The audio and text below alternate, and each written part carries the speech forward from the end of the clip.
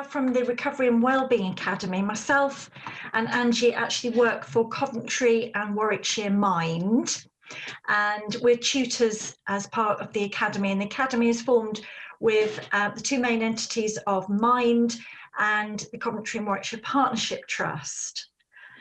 And then we have a lot of other partners who deliver within, or should I say, under the banner of the Recovery and Wellbeing Academy. So if you haven't come across the Academy before, then I really recommend that you look us up on our website and see the wide range of courses that we have on offer there. And they are all obviously at the moment running on Zoom. Normal times, seems a long time ago since things were normal, I know, but in normal times we would be delivering in a classroom environment. And for Stratford area, that would mean Tyler House, which is a community hub on Tyler Street. I think it's Tyler Street, not Tyler Road, not far from the centre of Stratford. And I'm usually the tutor that runs the sessions there. They traditionally have run on a Wednesday afternoon. So that's what we're hoping to get back to in the next few months. So watch this space. Okay, that's myself and Angie, and roughly speaking, the Academy. Is there anything I've forgotten about that, any of that side of things, Angie? No, I don't think so. No, just to maybe say that yes, the main sort of two partnership organisations are ourselves at Mind and the Partnership Trust, and then we also work with around 20 plus other local organisations who've come under the umbrella of the Academy and delivered their own courses. So there's anything from cooking to different art-based courses. We've got Coventry Building Society doing finance support, carers, all sorts of different courses. So we've got the website at the end of the presentation. So do go and have a nosy and just see what else there is on there that you might find of use. So they're not just strictly mental health courses that we deliver. In fact, now is a good time to be able to access the full range, because they are all being delivered on Zoom. And what will be different in the future when we go back more to the classroom setting will be that they'll be spread across the Coventry and Warwickshire area. So not, you've got to travel to get to them, whereas the Zoom sessions, obviously you can just turn up when they're running and you don't have to go anywhere apart from your own front room or wherever. Okay. So we are talking today about how we can manage anxiety, and I think it's fair to say that we are living in a pretty anxious time and everybody's feeling levels of anxiety. Maybe you realizing that your anxiety has become significantly raised over the past few months. Maybe it stayed high, maybe sometimes it fluctuates and you seem to manage a bit better, and then other times something else will happen and it all gets on top of you again. We're all on this journey, and I hope that as you go through this presentation with us, you'll see there are things that we can do to self-manage and self-care. We can't change the bigger picture, we can't change what's out there in the big wide world, but what we can do is focus on the things that will help us to stay well, or to improve our sense of well-being. That's what we're really focusing in on tonight. Okay, so we're going to talk about what is anxiety, how do we experience it? Because one of the things that we recognise helps people is to identify the impact of it. And we'll talk about the different aspects of our lives that it affects, not just the way we feel in our emotions, what's going on in our thinking, what's going on in the things that we choose to do or not do, and physically how we're being impacted. So we're hoping to equip you, or maybe to remind you of some of these things. You may know some of this stuff already, but hopefully it'll be a bit of a refresher that will help you to see ways you can gain back some sense of control and choice. Okay, so we're talking here about the body's automatic response. So Angie, over to you. Okay, so the auto response in the body. So the concept of the auto response is that it's natural it's normal. It's something that we all have, and basically it's evolutionary. So anxiety is something that's inbuilt in us, but also what we need to remember is that it's there for a reason and that we do actually need it. So it is automatic, and we'll come on to that when we look at the way that the body responds. There's a really interesting slide about the brain on there that explains that a bit better. So with anxiety, we need to remember that it's not something that we're choosing to be. We don't choose to be anxious, that it is a natural automatic response in the body, and it is supposed to be there. What's actually going on is that it's just turned up to 11, if you like, that it's just our body and our mind and all aspects of our being at that moment are responding in an extreme manner, whether we want them to or not. So it is very much automatic. We don't choose anxiety. It's just within there, and it's just, you know, coming out in a way that's not useful to us at that time. Yeah, because we're talking here about our perceived sense of threat. You know, what Angie's described there is what we often talk about as the fight-flight response, isn't it? Or actually the fight-flight-freeze, because we should mention the freeze response can be the initial response, but then it's that, do we back away from something, or do we go headlong into it? So you can see on this little picture here, there's the little spot in the brain, the amygdala, which is where this is all triggered from, but we'll talk about that in a moment. So here we go, the fight-flight then. The automatic response to the perception of danger helps us to get ready to fight for our survival or run away as quickly as possible. So we do need, as Angie said, that level of anxiety. It keeps us safe, it keeps us alert, it keeps us mindful of threats. The trouble is, when levels of anxiety start to build, we become hyper-aware, and anxiety is triggered all too easily. Maybe just a thought flashes into our mind, and straight away an anxiety response kicks off. We call it a knee-jerk reaction, and that's where it gets difficult. You know, and it's not always easy to differentiate between the thought and the feeling, you know, and the physical sensation that's kicked in there. So let's have a little look at the different areas, and again I'll hand back to Angie to talk about the first couple of these. Okay, so the purpose of this is to really get to grips with how anxiety actually affects us, because we may experience things similarly, but our actual experience will still look different to the next person, even if we describe it in the same terms. So what we've done here is break it down into the 4 areas. So we've got thoughts or cognitions. So that's the way that we think, what actually happens to our thought processes, what we feel more or less able to do, how anxiety affects us on an emotional level, and how our emotions can change quite quickly in that moment, how we're affected in the physical body, so what our symptoms are, how they play out. Some that we may or may not realise are actually anxiety, that we haven't really taken that moment to think of before. So that's where these sessions are quite helpful, because it's your time to connect and think, oh, hang on, if I give myself a minute, I didn't realise that could be an anxiety symptom, and there's probably many more than even the ones we've got here. And then lastly, behaviourally as well. So even though we've got active choice about what we do, obviously anxiety can override that for us when we're triggered. So behaviourally, what we choose to do. So how we actually react in that moment.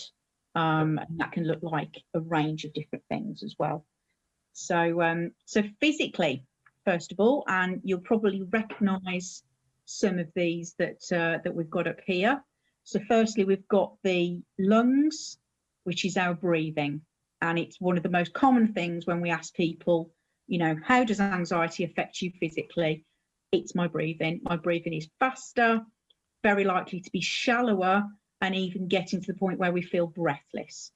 And that reason being is that we're no longer breathing from the abdomen, from the stomach area, we're chest breathing, as we call it. So that's why the breath becomes shallower and faster.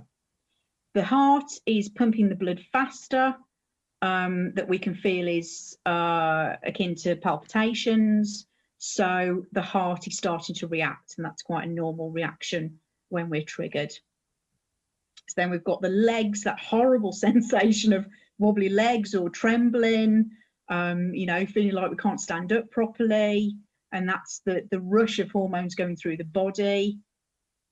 The liver, an interesting one, glucose energy is released to fuel those muscles. And that is your body gearing up to decide whether we're going to stay or whether we're going to run away. So it's literally preparing your body in case you decide to run. And that one, I love that one because it's such an indication that the body is so clever. It knows what it needs to do. It's preparing you. It doesn't feel like it at the time because any one of these that we're looking at is horrible to experience, let alone a couple at once. But the body knows what it needs to do. So it is on your side and it is working for you, even though in that moment it doesn't feel like it. The body temperature rising leads to sweating, and that is another form of control, of the body trying to regain control. Then we've got the eyes. So for some people, they can experience blurred vision, pupil dilation. Sometimes we see this in things like cartoons, when you see a cartoon character and the eyes get really, really big when they're shocked or when they see danger ahead of them. So pupil dilation is a way that we take in more light. When we're taking more light, that is more information. So more information can help us to decide what we're going to do in that moment. So that's why the pupils dilate. Dry mouth, horrible to experience that. Less saliva is being produced, so we feel that we can't talk. Certainly if it's a stressful situation, quite a difficult one. The skin. So some people, they go pale, obviously if it's a situation of shock, or blushing if it's embarrassment, or, you know, they want to leave a situation, quite common. And then we've got all the digestion type issues as well. So feeling sick, wind, stomach churning, that butterfly feeling that's that can be nerves, bowels and bladder. So feeling like we can't go to the toilet or constantly being in the toilet, not nice. And the last one is really quite an interesting one, pins and needles. So what that is the blood staying in the core of the body. So that is the chest area where our main organs are.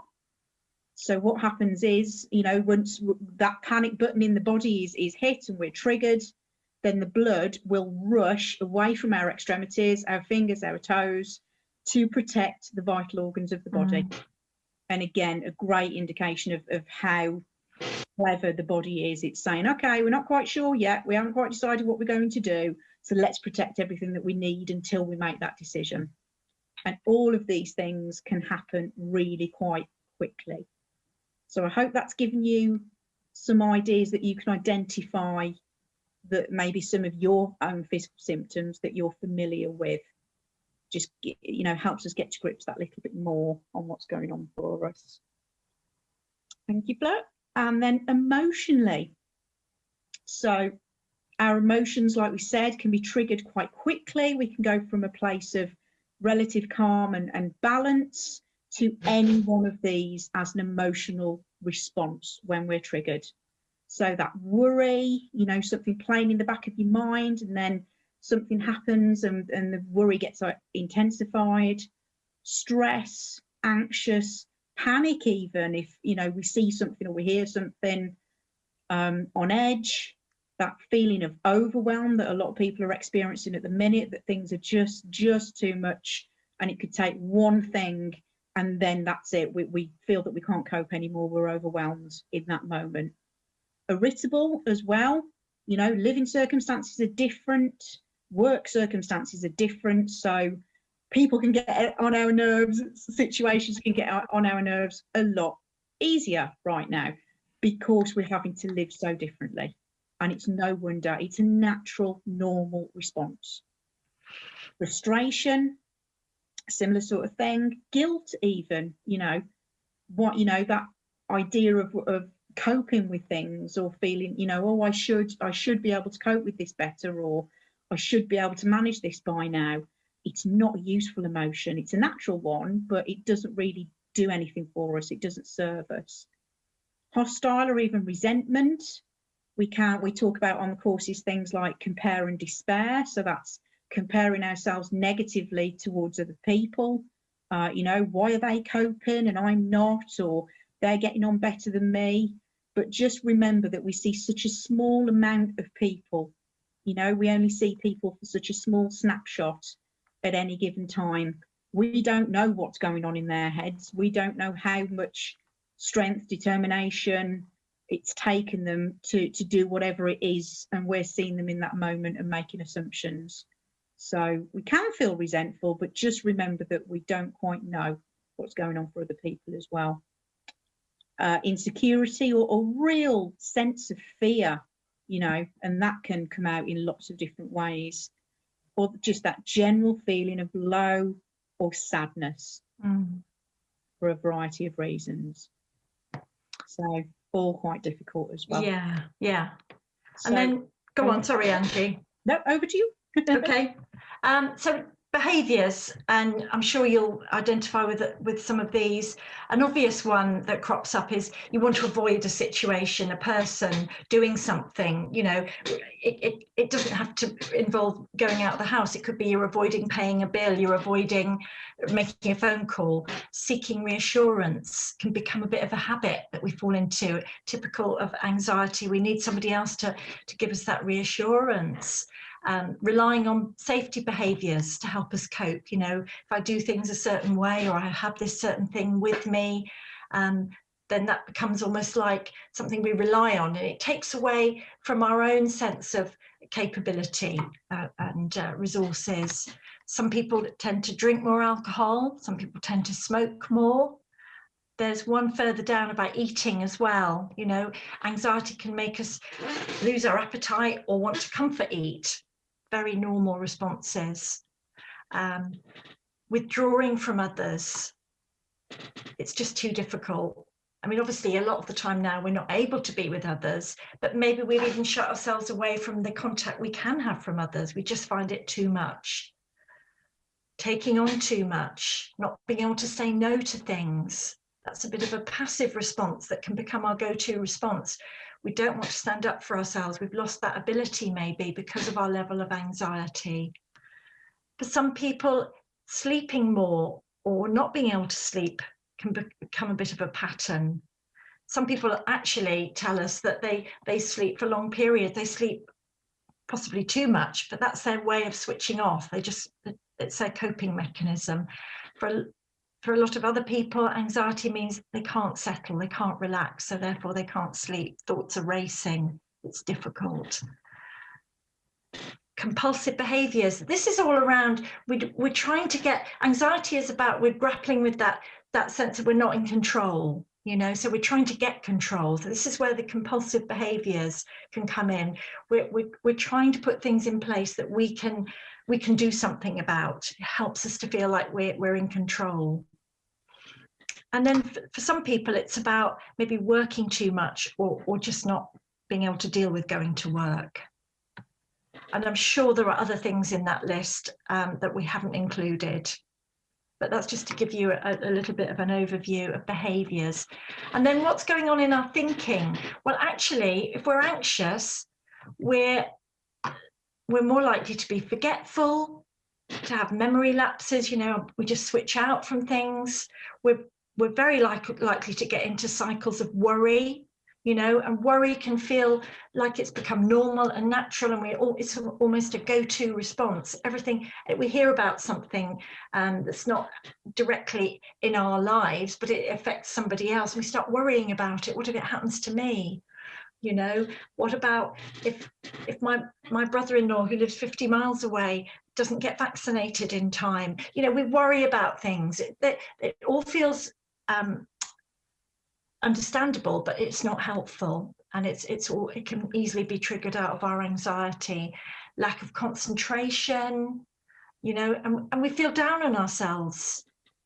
You know, it's not pleasant when we find ourselves in a position where we're often anxious, or anxiety gets triggered more readily than we would like. So we tend to be very hard on ourselves. Thoughts can be very fast-paced. We can rush at things, make rash decisions, bit on the panicky side of things. On the other hand, though, we could be very indecisive, and this can be a whole knock-on effect. You know, our confidence may be depleted. We're very hard on ourselves, so therefore the confidence and the decisiveness that we would have otherwise experienced automatically just seems to evade us. And maybe as well, there's those frightening or repetitive thoughts. And actually, a lot of our thinking is repetitive. You know, we tend to carry cycles of thought in our heads from one day to the next. They've estimated that not only do we have around 60,000 thoughts a day, but you know, a lot of those thoughts are subconscious, and they're just sitting there in the background, and they're just churning away. There's another pattern of thinking that can take us automatically to the worst case scenario within a few minutes. You know, it's not just a bad situation, but it's a dire one. And our brains are so, they're such a brilliant piece of kit. They take us to places that we don't actually need to go, and they can be quite unhelpful in that process. But you know, we only have to give those thoughts a bit of space, and they will develop, they will grow, a bit like a snowball. And then we worry obviously about physical symptoms. And if you lived with me and you asked my husband, he would tell you that I often come up with a little physical symptom, and I think, oh, what if it's something really serious? And then of course, a day or two later, I realize that symptom's not around anymore. But you can see how our brains want to latch on to something. We can talk ourselves down. That's the negative self-talk. And that obviously leads into a lot of self-doubt and self-criticism. So it's interesting to see that whole picture of what's going on as a result of our anxiety. Okay, Angie. Thank you. So this is what we call the science bit. And we find this really helpful for a lot of people to not just understand what anxiety looks like for you, that we've just gone through sort of those 4 categories, but also what's actually happening internally. And this is every single person. This is what happens for everybody. So when we're anxious, we use a part of the brain that you'll see there. It's almost like a little triangle on that top picture, called the amygdala or amygdala. And it's a little gland just above the ear. There's one either side of the head. So this little gland is the one that's responsible for everything. So when we are triggered, our attention narrows and our ability to concentrate reduces. So that is when we are then in fight or flight mode. And it's this part that triggers the response in the body. So we then have the physical symptoms. It releases around 30 different hormones. So we've got adrenaline, you know, lots of different things racing through the body, which is another reason why it then leads to the physical symptoms, because it's affecting all different parts of the body. So yes, it's the amygdala that's responsible for this fight or flight response. And then the bottom image that you see here is what the bit in red is the front part of the brain called the prefrontal cortex. And that is the one that keeps the emotions balanced, handles our judgment, so our ability to judge whether something in front of us is an actual threat or a perceived threat. And that is huge when it comes to anxiety, because what we tend to find when we start to break things down and look at them in more detail, as we do on our courses, is that very often it's our perception of something rather than a reality. It's how we're looking at something, how we're experiencing it, that causes us to be anxious. So for somebody, you know, the concept of maybe going into a lift would be absolutely fine. For somebody else, that could be absolutely terrifying. That could be the furthest thing from their mind. The worst thing that they could experience would be going into a building and they have to use a lift. There's no other options. And that just shows that that is who we are. We all experience things differently. So the person who would find that the most difficult would be for a set of reasons. They may have seen something go wrong with a lift. They may have been stuck in one. They may have been scared by going in them as a child. They might not like the glass windows because it feels too much and it's too exposed. It might be the speed that lifts travel at. It could be a whole host of things that make up their experience that means that that's what their anxiety is linked to. But for somebody else, they might find that quite difficult to understand because they don't have anxiety about lifts. So something that's really big with anxiety is we hear so often, mine's not that bad, or that person's worse than mine. It's not, it's different. There's no such thing as worse, or mine's less, or that person's is linked to trauma. It doesn't matter. We can still empathise with somebody who's had a different experience, but yours is we shouldn't invalidate ourselves and our experiences. You can experience something just as deeply as the next person. It's just different. That's all. It just looks different to theirs. So I just think that's important to say. So it's this part of the brain that's causing everything. Yes. So because that kind of makes it a bit clearer for you that it's not in our heads. We're not imagining it. We are experiencing it, and it's real. Even though we're talking about perception and how we perceive things, and that can all be explored and looked at and broken down eventually. But this is what's going on for everybody. So whether it's a spider jumps out from behind the sofa and you go into fight or flight mode, am I going to hit it with a slipper or am I going to run out the room? Or whether it's you need to get knocked over by a Deliveroo driver on the street. It's the same experience. It's just this is what's going on in the mind.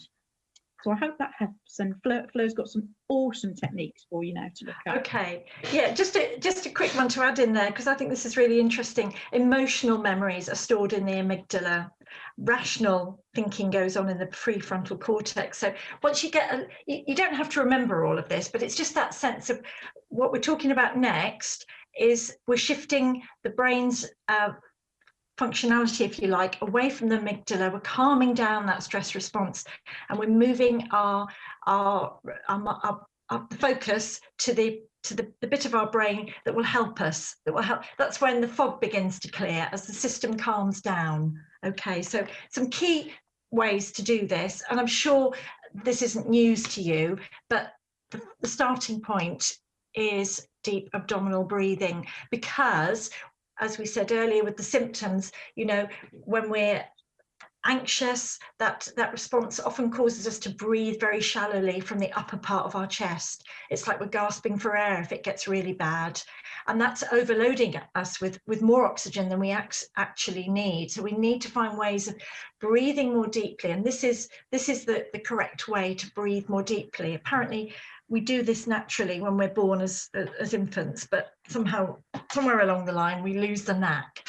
So it is about just practicing this day by day. And I'm going to encourage you, if you've used this deep abdominal breathing or belly breathing, sometimes it's called, if you've used it before, don't forget to come back to it and use it on a regular basis. Even if it has a tiny, makes only the smallest bit of difference, it will make a difference, because it's sending a different message to your brain, and it's helping to calm down your nervous system's response.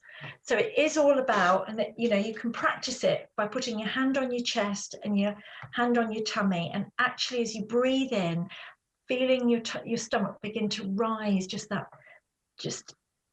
inflate. It's the opposite to what you would think, because when we I don't know, we're standing by the seaside and we take in a gulp of fresh air, we see our chests rise, but with this kind of breathing it's the opposite. So it's a nice deep breath in, the stomach starts to rise, you hold it, and then you breathe out. I think, have I got some tips here for that? No, I haven't. It's about breathing in through your nose, holding it for a moment, and then breathing out as slowly as you can through pursed lips if you can. So really, really encourage you to get on board with this. If it's something you've, as I said, if you've used it in the past, come back to it, you know, practice it. Next time you go and make a cup of tea and you stood waiting by the kettle, practice some deep breaths. Any moment where you start to feel anxiety building, come back to the breath. It's always with us. It's something we can just tune into, but taking those deeper breaths and slowing that out breath down, the slower we can make the out breath, the more benefits it will have. And with this next diagram here, this is another tool to add on to that. So this is called the breathe box. Some people call it square breathing. And as you can see, it's a square where you breathe in to a count of 4 and you visualize the first side of the box. You then go across the top to another count of 4, and then down the third side to another count of 4, and then again another count, this time in reverse, 4, 3, 2, 1. So can you see there that the breathing out is for twice as long? And that's really, really helpful because it's rebalancing that breathing. Because as you well know, the shallow breathing is very quick, it's very fast. What we're doing here is extending that out breath to slow down the breathing. And if you're wondering about the hands behind the head diagram, you might want to try that when you're practicing, because it can still be the case that as we're using deep breathing, our shoulders are going up, and we don't want that. So if you put your hands behind your head, then your shoulders can't go up so easily. So this, you know, we've had lots of people tell us that they find this technique particularly helpful. If you just visualize a square in front of you. I had one lady tell me she actually looked at something square if she could see it, and she'd do the little count around the sides of the square. Otherwise, just hold it in your head. The count of 4, it's not one to get hung up on. We just say to people, if you can try to count even up to 3, that would be good. And then just try and focus on keeping that out breath really slow, really long, twice as long as breathing in and holding. So that's the breathe box. Fleur? Yes? Someone's commented on the chat just saying that she practices the abdominal breathing frequently, but yes. She asked, why does her breathing return to chest breathing afterwards? Oh, that's a good question. I don't know any thoughts, Angie? I think my initial thought would be how long that you're trying to do the breathing for. Yeah. Because we do hear an awful lot from people who say that, oh, breathing doesn't work. Oh, that just doesn't work for me. And over the course of our sort of 4 and 5 week courses, which is what we deliver the anxiety for usually, we'll say to people, okay, well, in the last week, sort of how long have you done that for? And they say, oh, I've done it twice. And that's the thing with these kind of practices. They really need that time, focus, making sure we're in the right space to do it. You know, no distractions, no, oh, I'll just do a bit now and then I'll go and put the bins out. You know, it's really got to be in that moment if we can, and that is difficult. But giving ourselves time and almost being in the right mindset, if that makes sense. If we're feeling tense and then we're going to try and do a bit of breathing, it's not going to happen. If the mind and the body aren't in, you know, the right frame of mind to do that in the first place, we're not going to start to feel the effects and the benefits. And the purpose of trying to do something like the box breathing every day, if we can, is to get the body and the mind used to it. So like anything, you know, over a couple of weeks, then both will start to go, oh, we're doing that thing again. So by practicing, the idea being that when we then need it in the moment, when something happens and we're triggered, it will kick in automatically, and we'll start to do the breathing and we'll feel ourselves coming back down, more able to regain that clarity of thought, and able to move on, then it will happen quicker and it will happen easier. So the practice is so that then when we need it, it all happens when we want it to. It is very difficult, and it doesn't work for absolutely everybody, and we do have other, you know, other types of tools out there as well. Yeah, it's a basic, and it's a fundamental tool, really. But the other thing to say is as well that, you know, anxiety is horrible, and it drains us, and all the things that we've talked about so far, but you will survive it. So it's about reminding yourself that okay, I'm feeling anxious right now, just identifying it and just being with yourself in that moment, acknowledging it. What can I do? I'll take some deep breaths. Okay, I'm still feeling anxious. Maybe I need to go for a walk. Maybe I need to go and make a cup of tea. You know, just being patient with yourself and not getting anxious about being anxious, I think is another point to make there. You know, don't fight it. It's already there. It's arrived. What can you do to just look after yourself, to almost give yourself a bit of reassurance? It's going to be okay. You know, you've lived through lots of anxiety experiences through recent days, and you're still here, and you're still okay. Absolutely, and you aren't anxiety. No, it doesn't define you. It's just something. It's something that we have. It's something that we learn to manage over time. That we have to be flexible about, because on one day something will work, on another day something else will work for us. Exactly. Same as anything else, isn't it? You know, yeah. We're changeable beings, but it's just a part of us.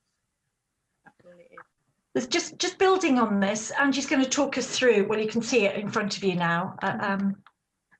Yeah. So this is what we call the emergency stop.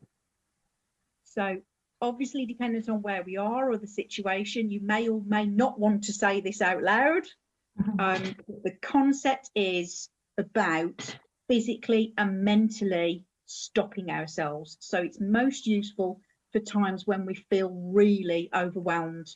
I know I had somebody on one of my courses a while ago who used to work in a charity shop, and said that, you know, he very often hit that point of overwhelm when, you know, he'd be in the middle of the shop on a busy day, and somebody would say, oh, can you come and help me? The till's broken. And then somebody else is asking him at the same time, oh, how much is this? The tag's fallen off. And then somebody's saying, oh, you need to come back here and help me sort some more donation bags out. And it was just overwhelmed. You know, what do I do first? What do I prioritise? And it was too much. So this was the sort of technique that he turned to in that kind of moment. So it is about stopping physically and mentally. So say either aloud or to yourself in your head, stop. And that's what you're doing, is stopping that process of escalation before we get into that fight or flight, taking into consideration that can still happen very quickly. So it's something that we need to practice again and remind ourselves that we've got this as another option. So that will stop the escalation of the negative thoughts. It can stop some of the physical reactions from kicking in too much, so that release of hormones that is there in the body. So then you're taking that slow, deep abdominal breath that Fleur's just gone through. Hold it for a few seconds if you're able to. And really importantly, as you let that breath go, allow your shoulders, arms and hands to release that tension, because we will find that our shoulders have shot up to our ears before we know it. Yeah. Because it's that anxiety response, it's that tension. So then pause and take another slow, deep abdominal breath, hold, and again, exhale, and this time allowing the muscles in your face to relax as well, because the tension that we hold, you know, a jaw, teeth and all round there as well can really be quite tiring. And then pause, and then try and breathe naturally and go back to where you were. And you'll find, it might take more than a few breaths, but you'll find that you'll then regain control of that front part of the brain that we looked at, prefrontal cortex. The fog will start to clear. You'll be able to think more clearly. So the person that I told you about used to say, just give me a second, and he'd go out the back and do this. You know, so he's probably already said to himself, stop, before he's even moved, taken himself out of the room, and then taken those few breaths until he felt more able to carry on. And then it was far more possible that he would think, okay, well, actually, I better answer that customer first, then I'll go and fix the till, then I'll go and carry on sorting out bags. Because until he could bring himself back down, he couldn't make those kind of decisions. So the likelihood is, without some sort of technique, he would get overwhelmed, you know, might end up saying or doing something that he didn't want to in that moment and react in a way that he didn't want to. So just that little bit of time, and that's something really important with anxiety, is, like Fleur said, giving ourselves that time, because we're so used to reacting. And what we're trying to do is go from reacting to responding. And that is about where we build that time in and those pauses so that we can respond rather than react. Right. Okay, so I'm going to show you, well, here it is, this little graph here, we call it the stress anxiety baseline. So what this is showing is what happens when our baseline of stress or anxiety is always high. So if you look at the upper of the blue lines here, that's a raised level of anxiety. Somewhere down here we can say would be roughly normal level of anxiety, because we, as we said earlier, that's kind of part of how we tick. So, but if you're always stressed and anxious, what's going to be a problem for us is what we call here the buffer zone has got very, very narrow. Okay, so that means some extra stress or perceived threat comes along, and whoosh, before you know it, we've hit that red line, that threshold, and we get super anxious at that point. And that's when it can feel particularly overwhelming, and we can feel like we're just not in control. So that can be at the point where we perhaps have what we might call a panic attack, we have some form of a meltdown, we're just on overload when we get to that threshold. So the point is that the stress has put you up to your limit, and that's difficult, it's harder to come back down from. And if you're always living at this high level, this raised level of anxiety, the buffer zone may have got smaller, and it's perhaps even going to get smaller still. What we're looking at, by using things like breathing, using things like relaxation, we're looking at decreasing that normal level of anxiety, bringing it down. So we've got a bigger buffer zone, we've got a better way of being able to manage, a bit more breathing space. But this is going to take time and practice. And if you've been living with high levels of anxiety for some time now, it's going to be baby steps to begin to sort of turn this around, to make little inroads into your level of anxiety. So it is about putting in place some self-care, some self-management, like using the breathing, but also finding things that just help to calm you down. And often we talk about, well, Angie's going to describe those in a moment. But I think this is a really interesting diagram. And if you would like, you can get the supporting notes that go with this this piece that we've been bringing you to tonight. And part of that will explain in it the baseline. So if you want to get an email copy of this little handout that we've put together, especially for this evening, then you've just got to let Emma know that, really, and she will send that out to you. Okay. Right, so Angie. Thank you. So in terms of other ways that we can improve our well-being, that can have that impact on reducing our anxiety over time, as Fleur's just said, this is what we call, it's the 5 ways to well-being framework that you may have come across before.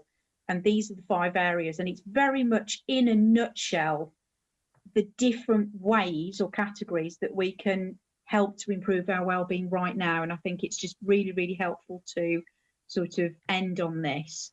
So as you'll see there, that the first one is connect, and that can look like a million different things. We know that it's difficult at the minute, but what forms of connection with other people can we think of? So even though our connection is limited, that could be phoning somebody that we haven't spoken to for ages. Things like that are starting to happen at the minute because people have had more time to reflect and figure out, well, actually, who does me good? You know, who's that person that I haven't spoken to for ages that I could have a great chat with, who would really lift me? Or who's that person that I can contact at any point and I know they'll pick up the phone and I'll feel great once I've spoken to them. It could be writing a letter to somebody. It could be sending a postcard, checking on your neighbour. You know, connection can look like so many different things. So what does connection mean to you? Because we are pack animals, if you like. We are creatures that need connection, human connection with others. It could be, as we alluded to earlier, if we are isolating ourselves quite a lot, even from the people that we're living with, it could be that bit more of communication. You know, actually, have I asked, you know, my partner, my family, my children, how are you doing today? How are you feeling? You know, and then if we are feeling able to, opening up about how we're feeling. Actually, I'm not feeling all right today. Nothing I can put my finger on, or I am feeling a bit anxious, and just opening those lines of communication because we need connection now more than ever.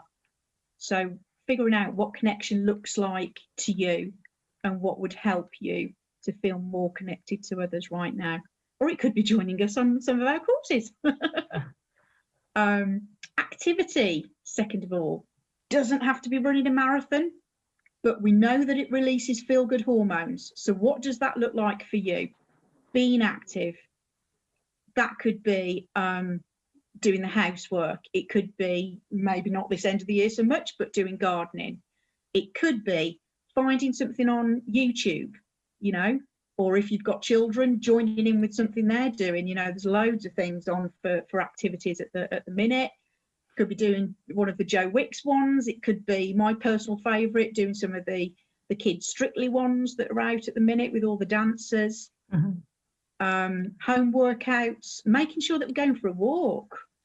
You know, any form of activity counts.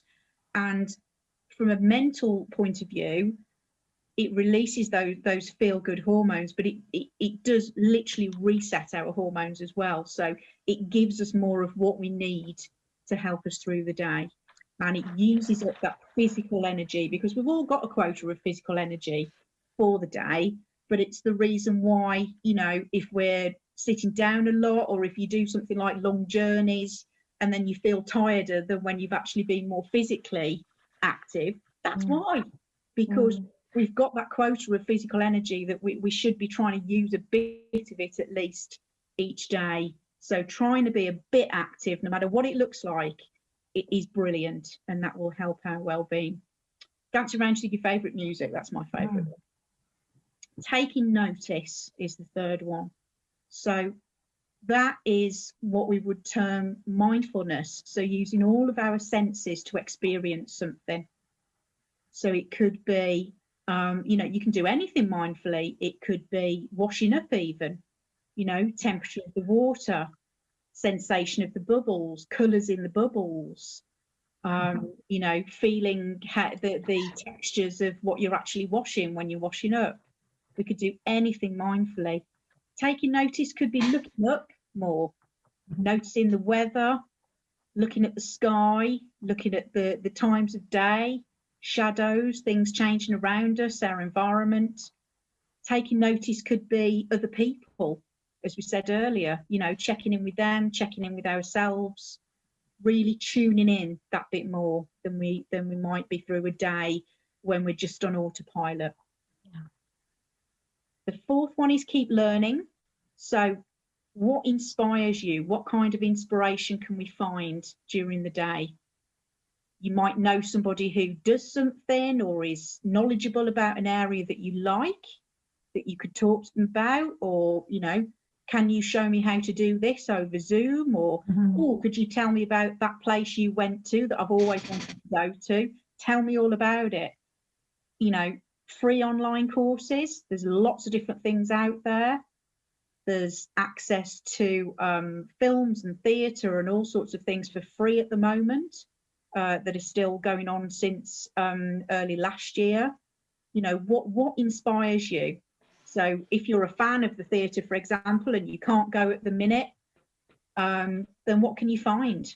Can you find some of these free shows? Can you find an interview with, you know, some of the leading cast talking about it, or a behind the scenes that just reconnects you with that area of interest that you've got? And then the fifth one is give. And that can be anything as well. It's time. So it could be time allowing somebody else to talk, tuning into how they're feeling and understanding that. It could be time to help somebody with something. It could be volunteering. You know, there's a lot of people volunteering, as we know at the minute, in so many different ways. It could be as simple as, you know, dropping off a couple of cans in the Tesco basket that are for the food bank. That's giving. And you don't know how important and how much impact that could have for somebody. So giving can be anything. It could be ordering something online and having it delivered, you know, sending some flowers to a friend, or, you know, ordering a care package for somebody that you know who's working in the NHS and getting that sent, you know, delivering an afternoon tea box that some of the fabulous cafes are doing as takeaways for people because you can't see them on their birthday. It can look like anything, and that can give us as much enjoyment and sense of purpose as it can the person that's receiving it. That's what we need to remember when it comes to our well-being. So I hope I've given you a few ideas there, and I will hand back to Fleur to finish us off. Okay, so just ignore the top bit of that screen. I'll zoom past that. In fact, I'll stop sharing my screen now because I know we've talked a lot and you're all still there, so thank you. I think everyone's still here. Yeah, that's great. Any questions? Obviously, we've skimmed the surface, really. There's a lot more to be said about how managing anxiety, but I hope we've given you some fresh thinking, or we've reminded you of stuff that perhaps you already knew. So yeah, any comments, any questions? It's over to you guys. I will just put our website and email in the chat for you. Yeah, that's right. Yeah, if you want to be in touch with us, there's the Recovery and Wellbeing.co.uk website. There are courses that you can enroll on. There's some video resources on there that you can look through, lots of bite-sized pieces that are useful in regard to mental health issues. I think you very succinctly put things that are obvious and not obvious. Yeah. You look at it and think, well, that's obvious, but you haven't thought of it at the time. So yeah. To be reminded of that, actually. To be reassured that, you know, it's quite normal to feel this way, and these are the reactions you're possibly going to get, and this is how you can deal with it. Yeah. Because sometimes it's the simple things that need to be spelt out in a way. To bring you to that point of understanding, so that you can actually think about it. Yeah. That's great. Yeah, and it is time. Sometimes it's just time because we don't give ourselves time because we're so busy or we're juggling so many different things. And that's the purpose of the things that we do on our courses, is just that little bit, whether it's an hour or 2 hours. And that's what we always say to people: this is your time, it's not ours. You know, you do with it what you will. If you want to kick back and, you know, absorb the information and then think about it and then come back to us next week and discuss it, that's fine. It's giving yourself that time to do that, because we don't always have it. Learned the true meaning of being kind to yourself during these lockdowns. Never really understood it. Said it to loads of people in my various roles and to myself. Never really understood it, but I've got it now, and it is allowing yourself to think and stop and breathe and believe and watch and look and appreciate that second or that moment. Yeah, exactly. Very well put. Yeah, indeed. And not everybody get, and it's taken me a while. I've been working in similar roles to you for years, 20 odd years. I'm a slow learner, but I finally got it, you know, and it's great when you get it, and it really helps. So yes, so I think that you've helped put that in place as well. Great. So thank you very much, both of you. Yeah, thank you. Yeah, I was conscious. I was conscious we were doing a lot of talking. So go on, Rachel. Sorry. No, it's all right. I was going to say thank you. I could have done with you a year ago, going through all those different things. Okay. Different textbooks and things told me those things, and one of the things that I never used to do, but I do now, is when I go out for a walk, I'll look at the sky, just like you said, or go, oh, isn't that a beautiful tree? Never used to do things like that. Too busy. I'd be. Yeah. Autopilot. Yeah, absolutely. But, so I think, you know, mindfulness is, you know, there's a lot of good in that, and really helpful. But thank you very much, both of you, and thank you, Emma, for organising it. I'll leave you to it. Bye-bye. Okay, thanks, Rachel. Bye. Bye.